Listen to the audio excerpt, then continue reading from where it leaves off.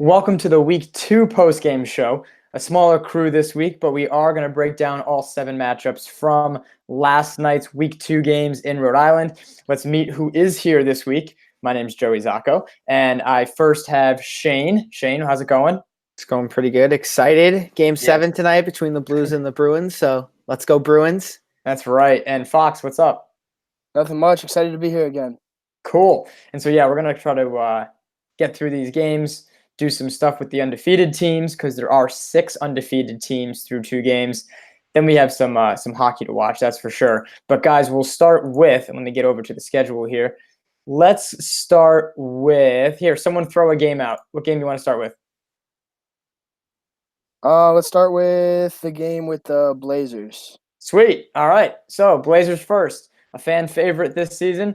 Blazers take down Island time 73-49. Fox was over there. Saw a lot of that game. I know it was kind of close, maybe through 2 quarters, through 3 quarters. What did the Blazers do to pull away? So the Blazers were really just still able to showcase their well-rounded offense, where they just had scoring coming from everywhere. It wasn't just one player getting his. It was everyone kind of coming together. They were just able to get it into the hoop from everywhere. All right, and as we take a look at the box score, 4 players in double figures. I know Fox was on court 3 last night. Shane was on court 1, so this will work out good. I'll add in some stuff from last season. I mean, the Blazers bring back a very similar team from last season. They are 2-0. You see the balance scoring there. In Island time, 5 players again, I believe, for the second week in a row, so the depth may be an issue for them. I wanted to take over this quarter view up top over here. So does that seem right? I mean, a huge second quarter for the Blazers, and kind of speak to that a little bit. So it was really, they came out slow. They just weren't playing the same type of ball they were playing in week 1, and then they just kind of started clicking again. And it was really just kind of out of nowhere. They just came together and just started doing exactly what they were doing the week before. Yeah, for sure. And the Blazers are going to be a team to watch. A team that definitely knows what they need to do to win in this league. And so they've kind of been here before. They did win a playoff game last season and then lost as the 7th seed to the halfway Crooks. But maybe this season going to be different. Let's go to Goodfellas and Good U, one of the closer games of the night. I was looking down the list. Not too many close games. That's why I kind of threw it to you guys. But Good U is able to take down the Goodfellas. What does it say?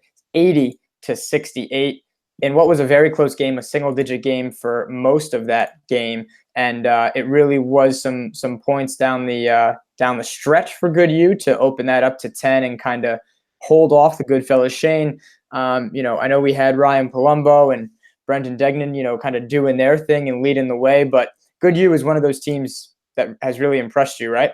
Yeah, Good U's really stood out to me the first 2 weeks. Obviously, kind of really their second half has been the second half they've played has really been about like their solid defense really taking over and allowing their offense to stretch that lead. They pulled away in the third quarter, to build that 13-point lead with that solid defense, and then little slugfest in the fourth quarter, but it was too late for the Goodfellas to come back, obviously, with MJ Nordarani, obviously a tremendous shooter for the Goodfellas, but really Good U's been really outstanding so far, and Matt St. Hour showed up at halftime and really came in and solidified the second half for Good U, scoring 15 points. And obviously, really showed their depth with Brad Van Fetchman having kind of a poor game, but Brendan Degnan, Ryan Palumbo, he had a really nice slam or nice reverse dunk in traffic, which is really nice. So, really impressed with Good U so far, but not really sure about the teams they've played so far, but they've looked pretty solid against the competition they have played. Yeah, and so as you look at the stats, you mentioned Ryan Palumbo and Brendan Degnan. I mean, we know Brad's going to be one of their shooters. 1 for 8's not going to happen often. What player on Good U, Shane, do you think is, let's say, they're most important or most vital to them being successful for the rest of the season?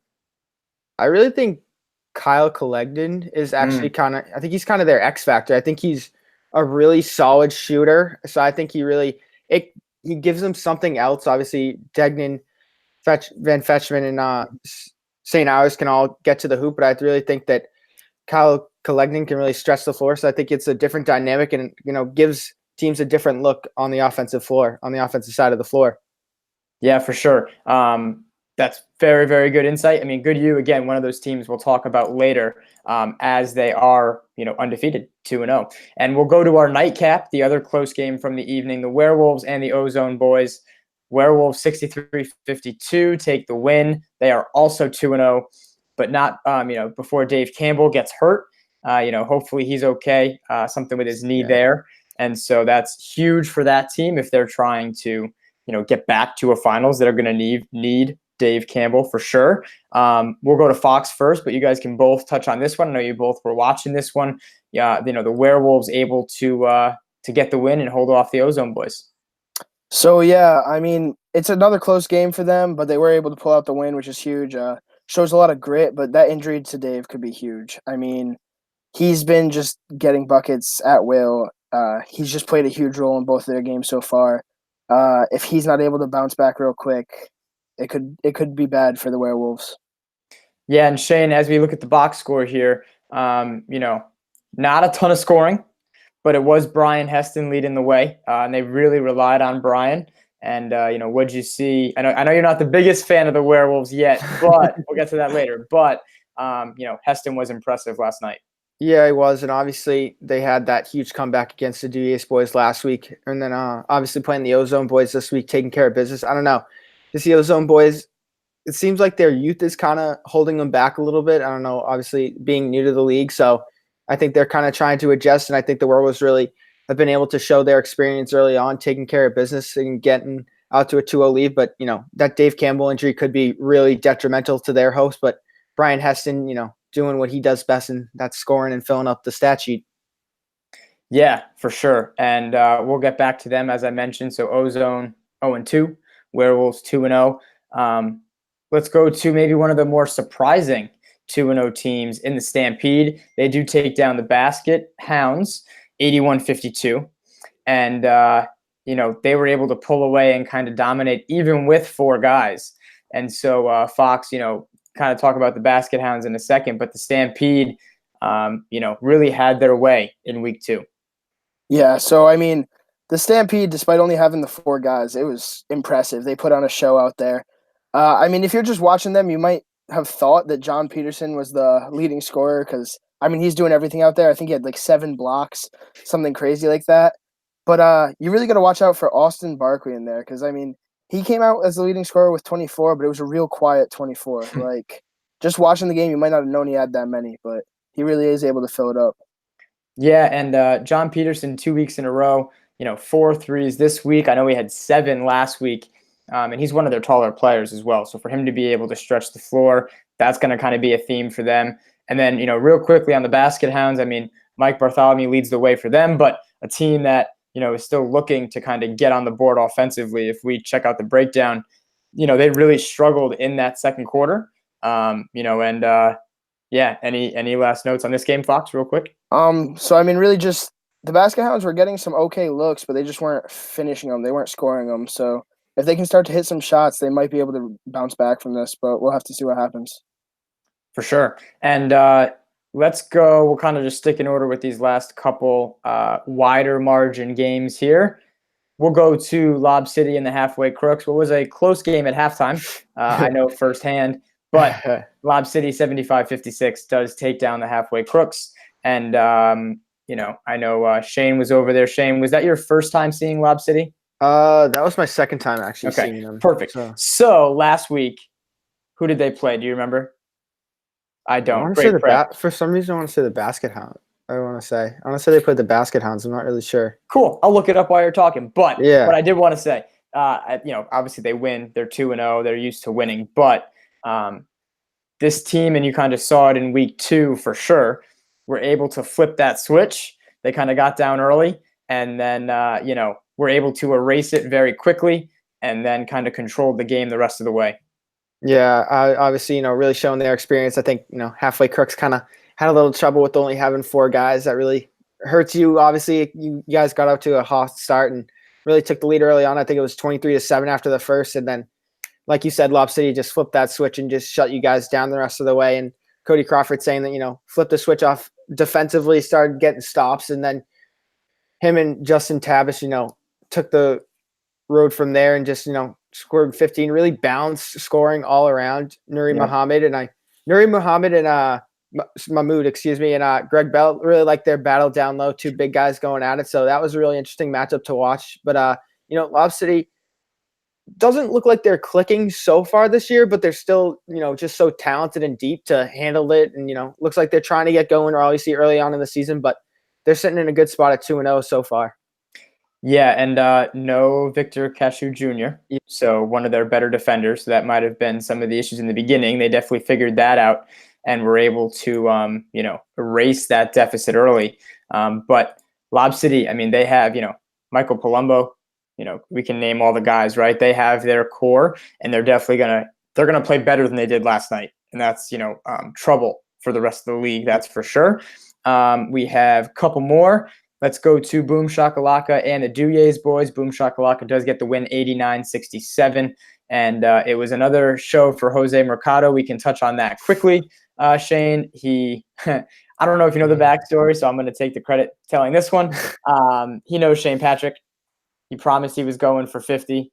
He went for exactly 50 and made sure that it was known that he went for 50 like he promised. But, those two obviously going back and forth verbally on the court, and it was all in good fun, which is awesome, but it definitely heightened the level of this game, right? Oh, yeah. It was really interesting. Obviously, I saw highlights of Jose Mercado last week, and I was like, wow. Like, just blowing away his dunks, threes. There's really no stopping him to finally see him in person. And he keeps saying, "Oh, I'm gonna drop 50. I'm gonna drop 50." Then he does it. It's really impressive. And I kind of early favorite for MVP. I think easily. I think he's been easily the best player. I don't see anyone stopping him so far. So I thought it was a really interesting game. I think Boom looks really good. Obviously everyone's gonna be like, "Oh, it's just Jose Mercado," but I think they have a lot of nice pieces around him too. Mm-hmm. So I think they're a really solid, legit team.